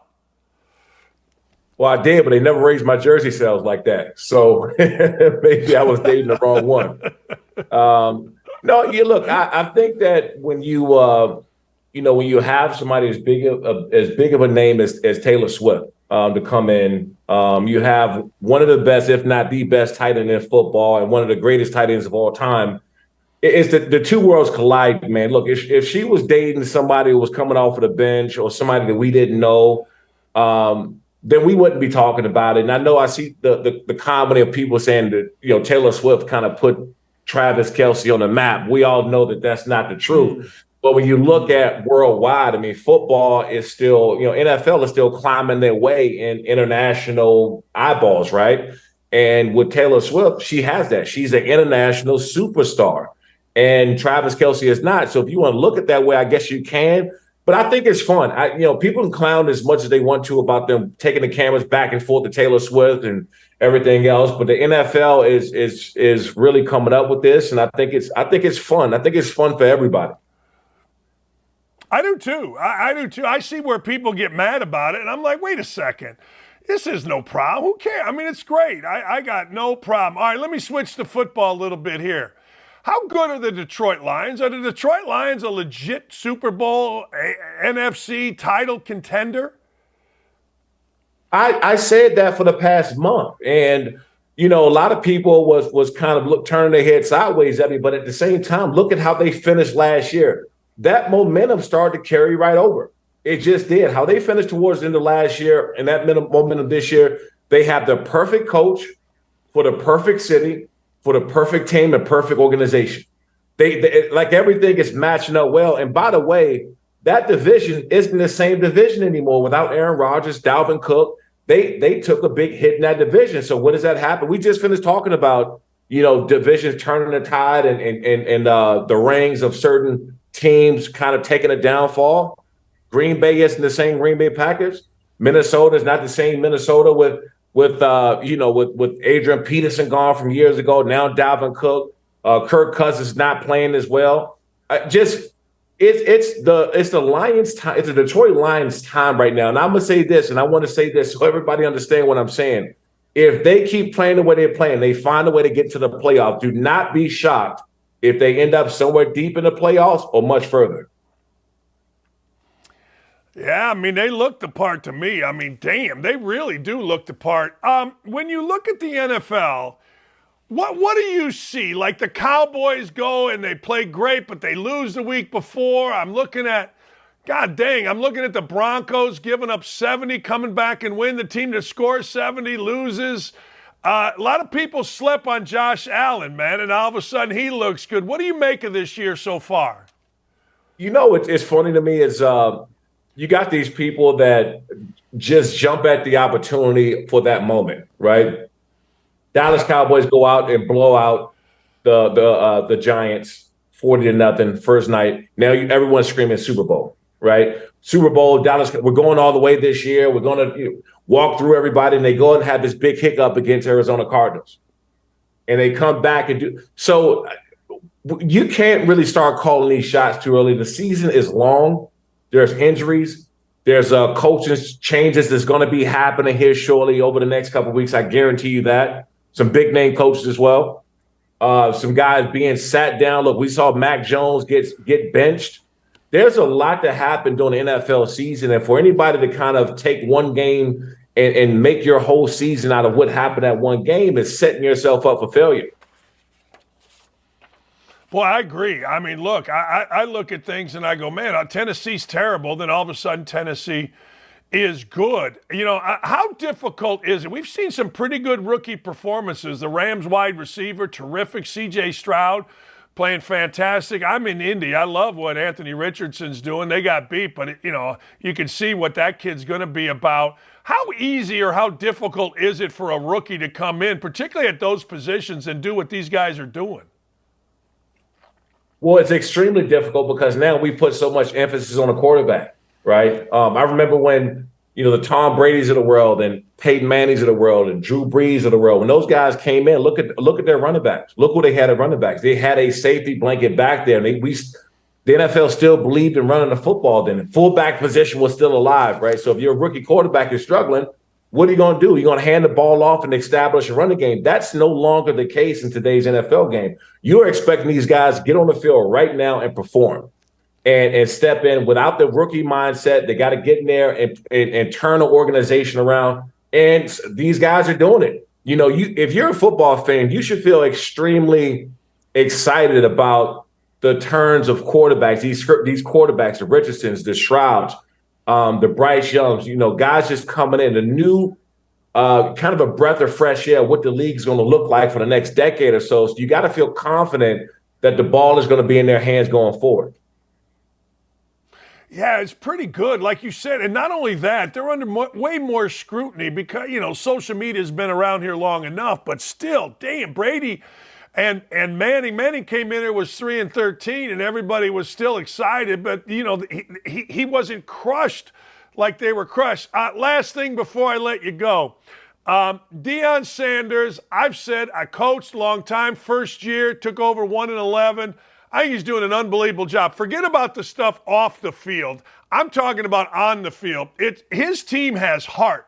I saw it against CSU. I saw it the other day. Your thoughts on what Deion Sanders is doing? I mean, it's impressive, you know, and that's an understatement. And I said this before the season started. If Coach Prime goes out and wins 5 football games, that's a win. From what they had last year to what they're doing now, all the new transfers, all the new players that they got in that locker room, they win 5. Now, I'm not saying that's their mentality. That should be their mentality. But from the outside looking in, any coach that comes in and has what he has on the table, the cards that he was dealt, if they can win 5 games and stay competitive to the USC, stay competitive to the Oregons, those you know, high-end teams, they stay competitive, you know what they're going to do this offseason. They're going to recruit well. They're going to bring in the people, the guys, the players that they want to have in that locker room. They're going to be a much better team. And Deion is doing, regardless of what anybody feel personally about Coach Prime, he's doing exactly what he's supposed to do in order to bring all the eyeballs and attention, the excitement to that program, to have the best players recruited this offseason. And that's what's going to happen. That showing they had against USC, I guarantee it brought him a few additional 4 or 5-star recruits just because the way they came back, the way they fought, and they didn't quit. Yeah, I agree. I mean, people think it's about flash, I guess, but no, it to me is about real toughness. Speaking of toughness, big boy, you got another fight coming up. You got fights, and more fights. What you got this weekend? That's right. Next Saturday in Long Beach, California, Lights Out Extreme Fighting. We're back. If you're in Southern California, you don't want to miss this one. Get your tickets at lightsoutxf.com. This one's going to be a huge one. Got, you know, as you see right there in the poster, you know, Albert Morales and Musa Taliver Albert, who spent a short time at the UFC. Get your tickets at lightsoutxf.com. If you're in Southern California, you don't want to miss this one. And we'll be live on Fubo TV, Fubo Sports. If you don't have Fubo, make sure you get it. This is our biggest card yet. There you go, man. It keeps growing, doesn't it? It just keeps growing, Sean. And congratulations, man. Good stuff. Thanks for having me. Appreciate it. Yeah, that's the great Sean Merriman. And you know what? Go to Fubo TV, get the card, and spend the evening having a great time. And what are you, crazy? I mean, it's great fighters, man. And it's dudes that are busting it. You see it right there. There it is. Morales, Talivar, Lights Out, Fubo TV. You can see it, you can watch it, and if you are in Southern California, and I know I have a bunch of people from Southern California that watch that, head on over and give it a watch, and you'll have a great time. Thanks to Sean Marion for joining us. That video was fantastic, man. Absolutely fantastic. So there you go. Let's continue the conversation. Stock up, stock down. Let's go. Stock up. I like Ryder Cuff beef. I like beef. I'm a fat guy. I like beef. But I like Ryder Cup beef. Ryder Cup beef is good beef. We got beef. We got Roy McIlroy going at Bones, the caddy, in the parking lot. We got the Americans trying like crazy, their caddies, to get under the skin. But guess what? Roy McIlroy and the rest said, nah, you ain't good enough. Stand down, America. is what Rory McIlroy said. Stand down, fellas. We love our captain, Luke Donald, former Northwestern player, and actually former number one in the world. And when players got bigger and stronger and started hitting at 10 miles, Luke Donald couldn't compete with that. True story. But that's all right. Beloved dude is a captain of the Ryder Cup. In fact, his players were chanting 2 more years. Look, I'm all about it. I'm all about some Ryder Cup. I'm all about angst in golf. After, I don't know if you saw this, but a bunch of golfers on the PGA Tour took pictures with Brooks Koepka, including Ricky Fowler, including Sam Burns. I mean, they took pictures with Ricky Fowler wearing, wait for it, Live Golf gear. That's right, Live Golf gear. So we're going to see what happens here. But I got to tell you, I like golf angst. I do. I want to see some throwing hands on the golf course. I want to see some dudes having at it. All right, ladies and gentlemen, the beloved Indianapolis Colts lost 29-23. And here in the great city of Indianapolis, we don't really care about wins and losses. We care about draft picks and cap space. We have a 7-year general manager whose record is god-awful. But in L.A., they do. And in L.A., they have a wide receiver whose name is Puka. Man, this kills my ear. Puka Nacua. Puka Nacua, all Pooks did was, 9 catches in 10 targets, including the game winner, 163 yards. Nobody in the history of the NFL has caught more passes than Nacua in his first 4 games. 9 catches, 5 catches, 15 catches, and 10 catches. 39 catches in 4 games. That's damn near 10 a game. Damn. 13 yards a catch. Damn. Stock up Puka. I'll tell you something else. I don't respect him because he didn't help the lady up off the stage at the Super Bowl. But man, oh man, can Matt Stafford sling the caca. That dude can throw it. I remember years ago, opening day, 35 seconds left.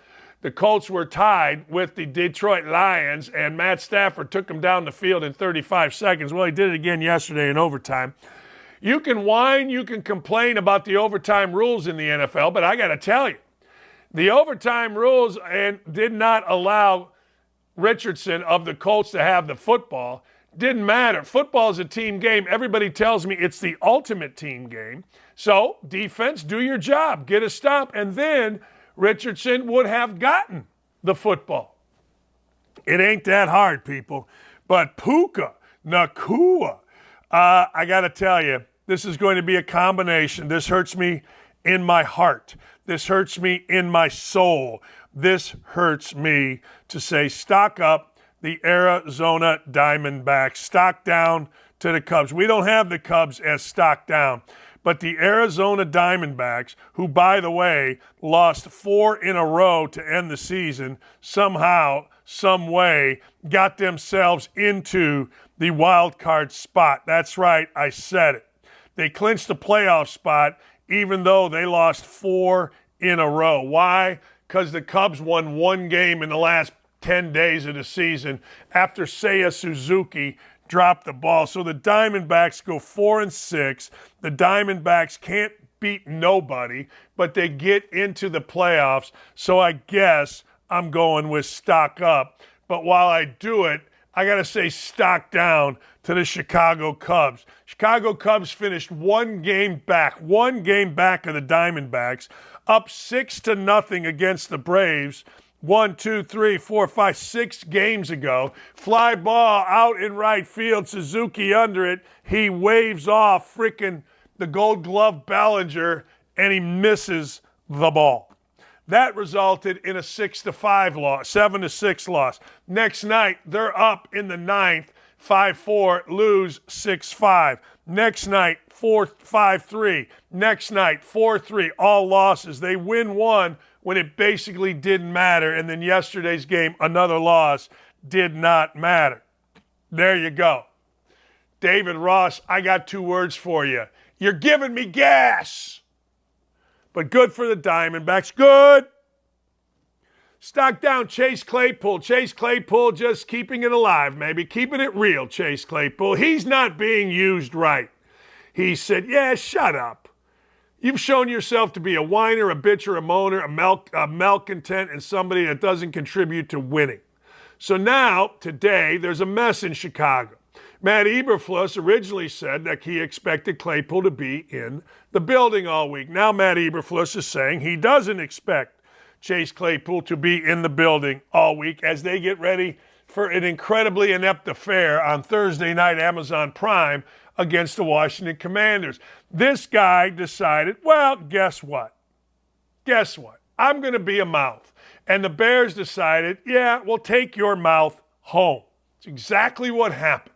So, now, here's what I say to everybody. Stock down to Claypool. Stock down to Eberflus. Here's the deal with Eberflus. Nachos, pizzas don't work in Chicago. You saw your boss here in Indianapolis, Chris Ballard, give nachos to the media. Have pizza. Have film with Ballard days. All the nonsensical stuff that Chris Ballard did to get the media on his side. And it worked because we have ass kissers here in Indianapolis media. They do not have that in the media in Chicago. They've got real people. They've got real media. They've got a soft media for a big city. They've got a media that loves the Bears probably more than they love themselves. But Eberflus isn't, well, it's not going to work. He tried it with the deep dish. He did. He took a swing with the deep dish to the media earlier. That don't work in Chicago. Nachos, Indy. Winning everywhere else, period. Billy Napier, I don't know what to tell you. I just don't know what to tell you. I got this morning from a friend of mine. Who's currently a football coach. He goes, how about this? How about this? If you work in Gainesville today, you got a staff meeting, you got player grades, you got a team meeting, you walk over to a training table, guarantee you, it's the smell of pot, which guys missed class, which guys were late. You make all kind of recruiting calls. Sunday morning, maybe you got a TV show, maybe you got a radio show, and that's your life right there. I love the part about the smell of pot in the air. Billy Napier has a terrible football team. Billy Napier has a football team that had one good quarter, second quarter against Tennessee. You think you think Gator fans, you want Urban Meyer back? Do you think maybe Urban Meyer made your program? Because it hasn't been very good since. You got rid of Dan Mullen because you were bitching, whining, and moaning that he wouldn't recruit, and now you got a guy that you all love, and look at him. Just look at him. I've told this story many times. I won't bore you with it, but an alumni of Florida and I got in a heated argument on the court at the Kohl Center after the Florida-Wisconsin game because he besmirched Urban Meyer. Yeah? My guess is, I don't know, maybe this is wrong, but my guess is Florida would open their checkbook and beg Urban back. Don't do it, Urban. Stock down, the dumbest human being currently leading our nation. No, for today it is not Joe Biden. No. Today, it is not Nancy Pelosi. It is that man right there, the moron, the idiot, the fool that is Jamal Bowman. Democratic race baiter, fascist, socialist, that's right, from New York.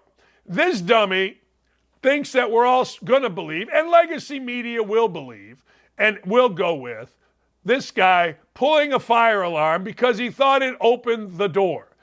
Well, as the great Bob Knight used to say, you're either too stupid or you just don't pay attention. There ain't no just pay attention. You're just too stupid. So let me rephrase that, Bob Knight. You're either a liar, Jamal Bowman, or you're too stupid. I would go with both. I would say C, all of the above. Jamal Bowman, you are a liar. You said after I thought it would open the door, and you're really stupid. I mean, you thought that you would go in the Capitol building, pull a fire alarm and no one would see it. This ain't the Biden White House where they don't know who did coke. This isn't the Supreme Court where nobody knows who leaks anything. Apparently, they will shut off these cameras from now on. But hey, you got nabbed. And you, sir, are an idiot. Now, this is an insurrection. this is obstruction of justice. I understand that in the world we live in, only the white people, only the white grandmas and grandfathers that were around the Capitol, some that weren't even around the Capitol on January 6th, go to jail. African American go to jail over insurrection? Oh, we cannot have that. That is not what we got. So there you go. Man, stock down, and sir, you are not only incredibly stupid, but you, sir, are a liar. Be right back. Looking for the hottest sportsbook offers? At OutKick, find exclusive promotions, expert picks, and the latest odds. Get in the game at OutKick.com/bet. What does it say to you when there's these business owners who don't understand your vision of what you have for these places? I mean, you're giving them publicity at the end of the day. Even if you're not giving them the best review on the board, you're still putting their name out there on a platform that allows millions of people to realize their business when otherwise they probably would have just remained, a smaller business. Yeah, he's a moron. It had nothing to do with how I was ranking the pizza. And he said that. He said a million things, like he doesn't want publicity. He keeps talking about it, but he just hated me. He didn't really know who I was. I'm sure it's the way his politics are, because if you go look at his feed, it's what I'd expect. It's extreme left, and those are the types of people who generally hate me before they meet me. But he said he wanted to yell at me before I even stepped in the store, so it had nothing to do with the review. And he's a clown show. He is one of the worst people. He's everything that is wrong with this country, and that's not exaggerating, but he's made up his mind before he meets somebody, picks a fight, and then the rest is history. But for me, it's good. It was the most viral thing we've had in a long time. Yeah. And have you had any other pizza owners from places you covered in the past reach out to you and say, wow, we can't believe this guy? Like, look at the great things that you've done for our business because of the One Bite Pizza review. Yeah, that's the thing that's crazy. There's a lot of things that people could cherry pick that people have said about me that be like, oh, he's a bad guy, this and that. Pizza and small business is not one of them. That pretty uniformly across the board. People like Dave, very good for pizza. He's very good for small business. It's how we're doing this pizza fest. Like, we get places that would never do it, but it's like, we like I did an interview with Lucali, which is one of the most famous pizza places there is. And they're asking Mark, the owner, is like, why'd you agree? We don't see Lucali doing this type of thing. It's like, Dave has done so much good for the pizza industry. This guy didn't care. This guy had no answers. He was just a clown.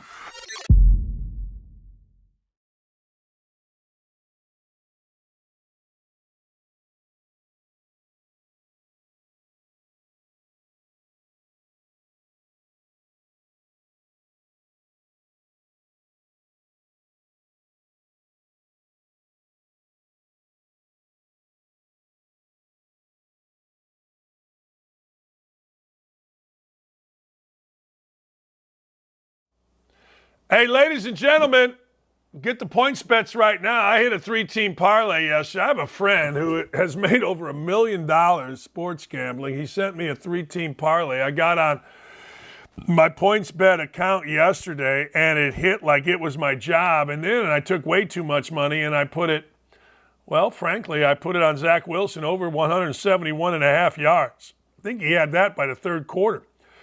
Ladies and gentlemen, I don't know if you noticed this, but we hit every one of our bets this weekend. In fact, fellas, if you could pull up the video of me making bets last week, we hit them all, including the house bet. So go to PointsBet. New users will get up to $1,000 in relief.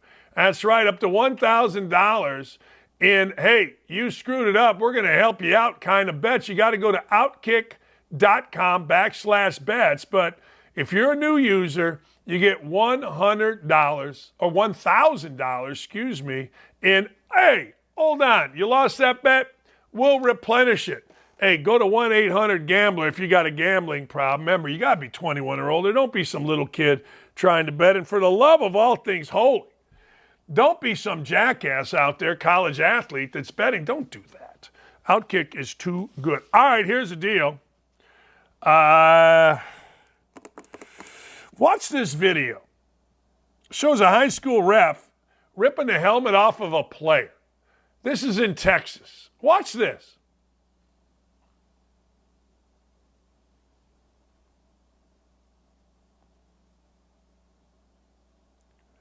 The hell's he doing?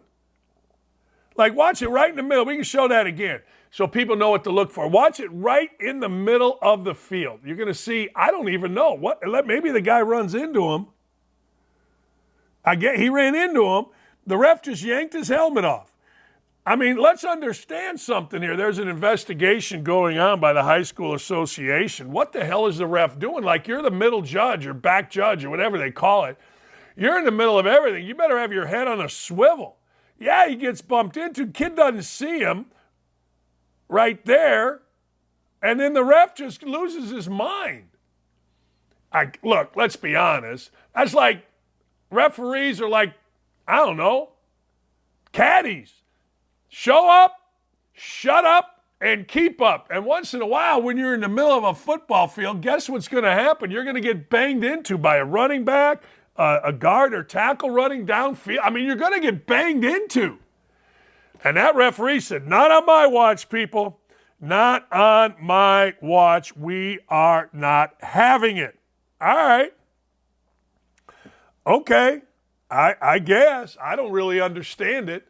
But you should investigate it. And let me do the investigation for you. Hey, son, come in here. What are you doing? Well, he bumped in. Okay, that's good. Turn in your whistle. You're never refereeing anything ever again. Turn in your whistle. Boom. And there you go. Kai Jones is going to be away from the Hornets. Kai Jones apparently, hey, look, man, NFL is fantastic. But Kai Jones is going to be away. All right? And Kai Jones, they're like, hey, man, you know what? Take a walk. Just, you know what? He played for Texas. I've had a higher field goal percentage than those guys since I came out of the womb. And none of them can guard me. So know your ball before you talk to one in here, MF. All right. Yeah, I don't know why that would put you away from a team. I mean, the dude's only 22. I mean, thank God we don't have, I don't know, the same kind of thing here at OutKick. I'm going back and forth every day with people. But he's going to be away from the team. Now, remember, this is a team that is bringing back Miles Bridges. Miles Bridges, he's a guy that got in a fight with his wife. Now, according to people, Miles Bridges is crazy and his wife is crazy. But then he's been bashing his own teammates. Apparently, these are his own teammates. So they're like, hey, look, quit bashing your own teammates. You blue-haired dummy. What are you doing? You got to quit bashing your own teammates. All right, he went on Instagram Live also, and he was sweating, acting crazy. He seemed to say he's a better player than LaMelo Ball. Everybody's a better player than LaMelo Ball if you're talking about winning. And Brandon Miller, he of bringing a gun to a murder. He also criticized Mark Jones. So, you know, he's acting a little nutty. So take a little time. You only average 3 points a game. Take a little time, Kai, and figure it all out. Look, it's the NBA. Morons are always going to be morons. Speaking of morons, Media Day was today with guess who? The Philadelphia 76ers. Now, the Philadelphia 76ers have a problem on their hand, and his name is James Harden. James Harden no-showed the Philadelphia 76ers today at Media Day. Now, look, I get it. I do. I get it. Embiid is the main attraction at Media Day. But with all that went on in the offseason, with James Harden calling his general manager, Daryl Morey, a liar, he would be an interesting guy to have. Now, here's the deal. This clown, James Harden, last seen at a, quote, party he was hosting, where some scantily clad young lady held up a sign saying Daryl Morey is a liar. This guy's being paid, listen for it, $35.6 million to lose in the playoffs. That's right, to be fat, hang out with the hoes, the hookers, the drugs, the guns, the clubs. I mean, that's what Harden does. He said that. He's traveled to games earlier, and he has actually said that's what he likes to do. He wants to go early so he can hang out at the club with all those folks. Good for him. Hey, I ain't mad at you, but win a playoff series. Anyway, $35.6 million to disrupt the team and not show at Media Day. I would be making this phone call. Hello, NBA offices. Hi, Morey here. What is the max, according to our collective bargaining agreement, that I can fine James Harden? Hold on, let me look. $10 million. Okay, thank you. I would put out a statement. James Harden has been fined $10 million. It's not $10 million. But that's the life Harden wants. That's what he wants. He has said that. He has said that over and over. He has shown that. He wants to hang at the club and play a little ball. For $35 million, I got to tell you, I need a little more than that. Josh Primo is a kid that I saw play, called one of his games at Alabama as a freshman. He's from Canada, and he's pretty good. Like, I thought he had a chance to be really good. He was dynamite. I mean, dynamite with Alabama against Auburn in a big game. Well, this dude decided it was a good idea that he, way back in the day, was going to expose himself. Now, I got to tell you, I always look into what does exposing yourself means, because I could get arrested, honest to God, 10 times a day for peeing outside. I pee outside like it's my job. I have this bladder thing, and every once in a while, I just got to go. Now, I don't do it in front of people. I don't do it at the gas station pumping gas or in front of whatever. I don't do it in front of I do it like under my deck or in the corner here. But I do it. And somebody could arrest me for having a pee and say it's indecent exposure. Apparently, this is not what he does. Apparently, he exposes himself to women. He wants women to see the junk. Well, the NBA has said, all right, here's the deal. You got to go to counseling, and we're going to give you 4 games. We'll give you 4 games. 4 games. All right. I don't know who he's with now. He used to be with San Antonio. My guess is there's going to be a hullabaloo, if anybody even cares, if any team brings this kid in. I feel bad for the women that got exposed to by this guy. Think about the mentality of somebody just walking around. Hey, how about my junk? Want to see something fun? No, I really don't. Well, you're going to anyway. Hey, good for Cal. Is what it is. Apparently the Clippers picked him up. Thank you for that, Nick. Clippers picked him up. Another in the latest line of great moves by the Clippers. Caleb John Raleigh. Caleb John Raleigh is a catcher. Caleb John Raleigh is a catcher for the Seattle Mariners. All right? He hit 30 home runs, 7 RBIs, 75 RBIs, batted a cool .235. He's got thoughts. He ain't happy. He ain't happy with the Mariners front office. Let's hear from Cal, not Cal Naughton of Step Brothers, Cal Raleigh.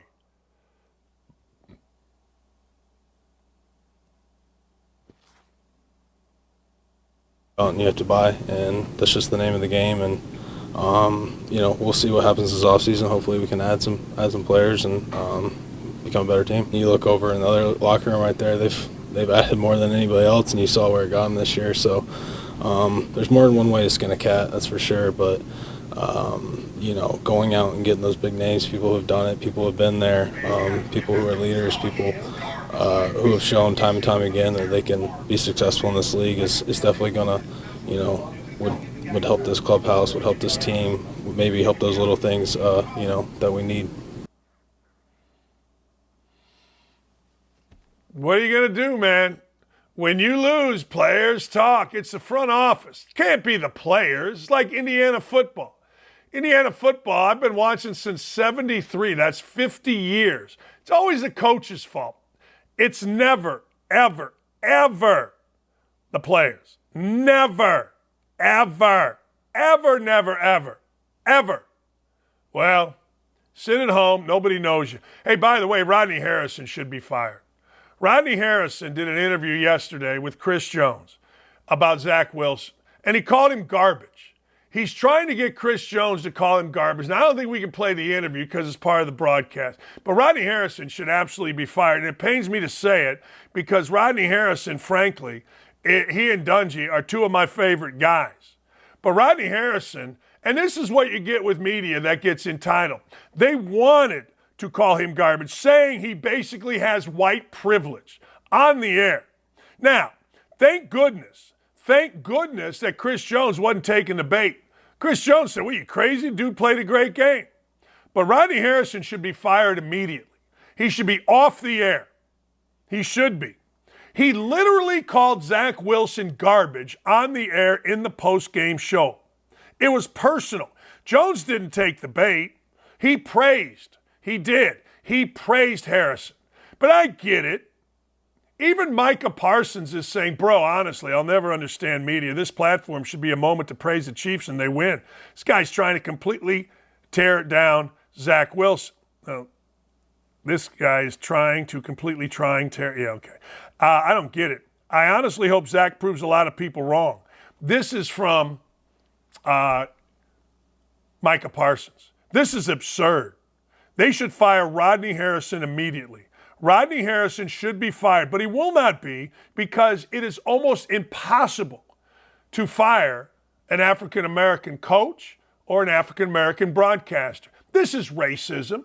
This is overt, not covert. This is overt racism. It is.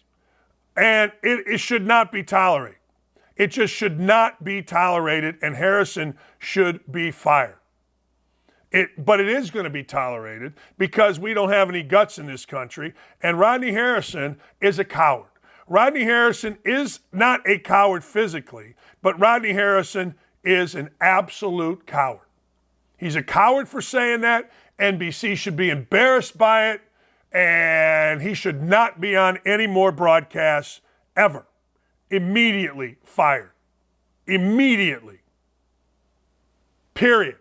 And if you disagree with me, good for you. I accept people that disagree with me. But I got to tell you, I ain't wrong.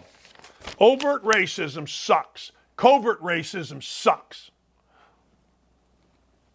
Anyway, long story short, overt or covert racism, no.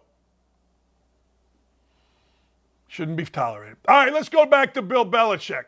I'm going to keep saying this. Bill Belichick suffered the worst loss of his career, 38-3 last night, and it was even bigger than that. As I watched this, it hit me. This is over in New England. Like, this is not going to continue down any path that leads to a Super Bowl, even an AFC championship game. It is subpar for the standard that Tom Brady apparently brought to the New England Patriots. What is Bill Belichick without Tom Brady? This is a great graphic. Thank you for this, Ryan and Dylan and everybody involved. This is awesome, Nick. Thank you. And my guy Aaron did the research on this. Aaron, thank you. 219-64 in games Brady started. 36-44 as the Browns coach. Hey, look, I understand he got him to the playoffs. I understand. I get it. Maybe it was a great coaching job, whatever, but that's the record. 25-25 without Brady before Brady came. Remember, Bledsoe was the quarterback. Brady replaced him. That's the record right there. 26-28 since the divorce in 2020. 26-28 since Brady left New England. What did Brady do? Went to a Super Bowl twice. Won one Super Bowl. I'm watching yesterday, and I'm thinking to myself, you can blame whoever you'd like, but Matt Jones isn't good enough. Cam Newton wasn't good enough.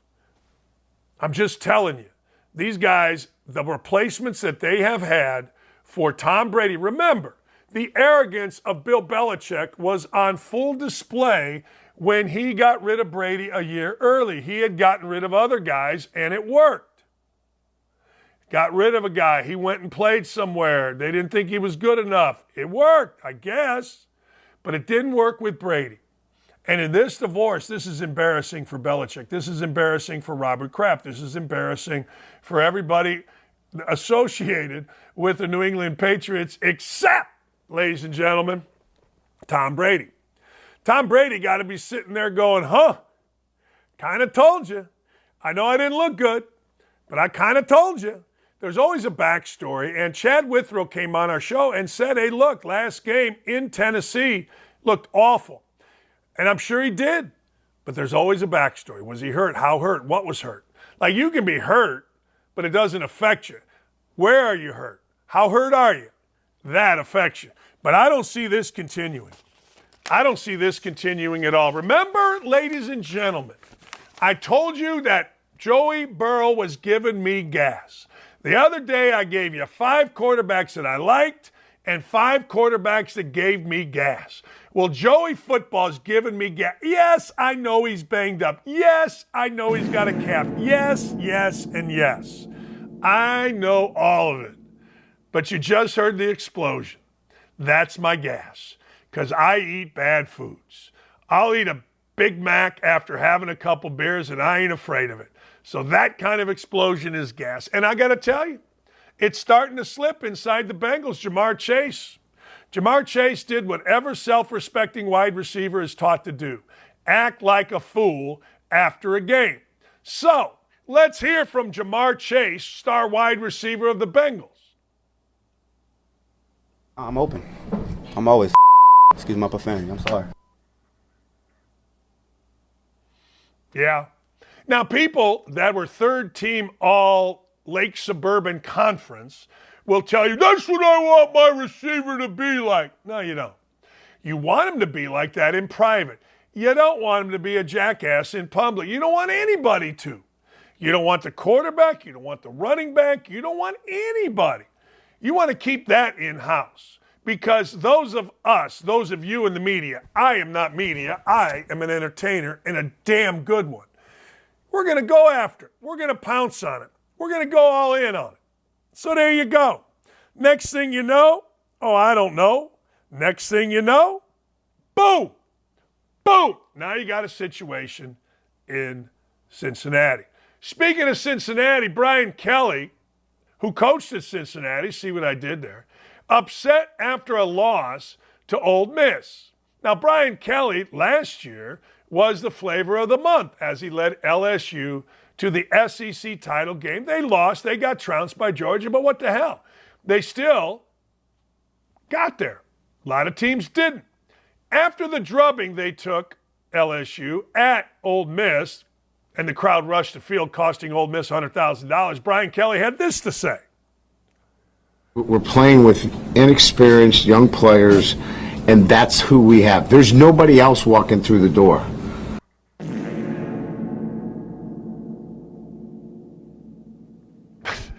Gas. Speaking of gas and backsides, an LSU fan decided he was going to climb up the goalposts. We're happy. We won. Hotty toddy. Party. Yay rah. Fraternities. Sororities. White dudes with moppy hair. You know what I'm talking about. Everybody looks like they're either a former or future golf pro or like Eli Manning. Well, ladies and gentlemen, this guy decided he's going to climb up and do a flip. He didn't stick the landing. There was literally no way that was going to go well. I want you to think about that. If he sticks the landing, he's going to tear an ACL. So this clown gets on the goalposts, does a flip. Next thing you know, boom! They should fine his mom and dad $100,000 for raising an idiot. That's what they should find. And lastly, as Chicago turns continues, Chase Claypool, another maniac wide receiver who frankly, I don't know, has to do what wide receivers has to do. Is he going to be in the building this week? Eberflus said yesterday, yes. Eberflus today said no. A very inept reporter, actually a god-awful reporter named Courtney Cronin, is kind of in the middle reporting both. Good for Courtney Cronin. She's awful at her job and is showing it daily. But anyway, here's all of the hullabaloo, or part of the hullabaloo, over Chase Claypool. The constant whining of Claypool has finally made Eberflus apparently say enough. Here's Chase Claypool. Do you feel like you've been put in the best position for you as a receiver to showcase the best of what you can do? No. Just say it's not. I mean, he said, you know what? I lift a cheek to you, Chase Claypool. If I'm lifting a cheek to you, if I'm lifting a glass to you, that's good. If I lift a cheek, tomorrow we'll do a segment, Nick. Let's do a segment. I lift a cheek to thee. I lift a cup to thee. Cup, good. Cheek, bad. That's a pretty good idea for a little segment. I ain't mad about it. All right, ladies and gentlemen, the dumbest human being alive is not that kid that flipped. It is some guy named Jamal Bowman, the socialist, racist dummy that is somehow a representative of the great city of New York, pulling a fire alarm and then trying to convince us he didn't know. I didn't know. Moron. Speaking of morons, let's woke-a-dope it, shall we? Your borders, your streets, your stores, your president. Boy, is this true. Our borders are wide open. Somehow, some way, nobody wants to believe it. These are our streets right now. These are our stores boarded up. You got to put everything behind glass. Look, I grew up with this. In Gary, Indiana, if you went into Milan's pub, you had to buzz in. And make no mistake, he looked at you. If you looked like a maniac, he didn't let you in. One night, my buddy Kevin Custer and I were getting ready to go out. We stopped at Milan's for one. We're sitting there minding our own business, playing some pull tabs. Next thing you know, buzz, buzz, buzz. Marty, who really never refused anybody entrance, look, a couple African-American dudes are all upset. One of them is bleeding. They come in the place. Dude's got blood all over him. Another dude is shaking. One guy starts coming behind the bar. Marty grabs a shotgun. Guy says, you got to help me. He gets the phone's right here. Call 911. No, man, can't call 911. Then how do you want me to help you? He says, well, I got to get out of here. He says, there's the back door. But let me call 911. Dude's bleeding. Marty's got a shotgun on him. Custer and I are sitting there going, holy cow. We're looking. Guys run out the back door. I'm not, all right. Next thing you know, I don't know. We go out, we come back. We always ended at Marty's because we would play a poker game called Western till 4 a.m. with a couple of cops, firemen, and a variety of miscreants. We come back. It's about, I don't know, midnight, 1 o'clock. We look over at the Clark station over here, and two guys are in body bags. That's right, body bags. Anyway, don't know why I told that story, other than to tell you I grew up when you went to a convenience store, a gas station, bars, you had a buzz to get in, or they were all behind glass, and you said, okay, I'd like a pack of whatever, or a 6-pack of beer. They would put it, spin it, you put your money, you spun it. I'm used to that. The world is catching up to Gary, Indiana. I guess that's my point. Gary, Indiana, a precursor of things to come. Next!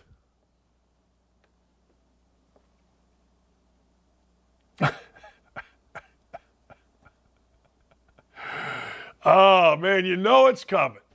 Is this racist? Is this going to be considered racist, making fun of an idiot that pulls the alarm? Absolutely not. Everybody should go as a fire alarm. And see where it says pull down? Put a hole in there and put your pee-pee out. Go Josh Primo. Combine Jamal Bowman and Josh Primo. Go with the indecent exposure fire alarm. I think that's a pretty good way to go on Halloween. Just don't go where any kids are. Hey, you might get lucky. Next! Democrats, when refugees go to red states. Democrats, when refugees go to their states. By the way, what the hell's going on with Britney Spears? My God, woman, here's all you need to do. Get in shape, take off your clothes, oil down your body, and do some concerts. You'll be fine. Instead, you're in kind of shape, looking good to me. You got some outfits on, and you're in your house waving around knives. That ain't it. Go back being Britney, bitch. Get that synthesizer and make it sound like you can sing, and get out there and shake it, baby. 40-year-old women are in. 40-year-old women are all the rage. Go get it done. But stop with the crazy, please. But this is true. Democrats are all in. Hey, man, take your refugees to red states. What? You don't want the refugees? You're racist. Wait, you want them in our states? Nuh-uh. No, wait, maybe you weren't racist. Maybe you just understood. Huh, interesting. How many crimes are we going to see coming up? And you know it's going to be a ton. How many crimes are we going to see by illegal immigrants coming up here? It's already started, and it's only going to get worse. But we don't understand it because Joe Biden, well, he's got a lot of crazy-ass followers. I swear to you, if you vote for that idiot, don't tell me. Just don't tell me. Because if you vote for that idiot, I'm not going to have any respect for you. And I want to respect all people. I do. I do. What a great show today. You guys showed up today. The YouTube chat was on fire. I've been monitoring it all day. I've been watching this thing all day. Van Pastor Man says my wife's in her 50s and she's like fine wine. You're damn right she is. You are damn right. Truth of the matter is, man, when I was divorced, you know what? I had a couple 20-something-year-old girls hitting on me, and I'm like, yeah, no. Now, when you get divorced and you got all this going for you, a lot of women hit on you. It was kind of crazy time in my life. But no chance did I want to sit there and listen to some 25-year-old tell me your life story. No, sir.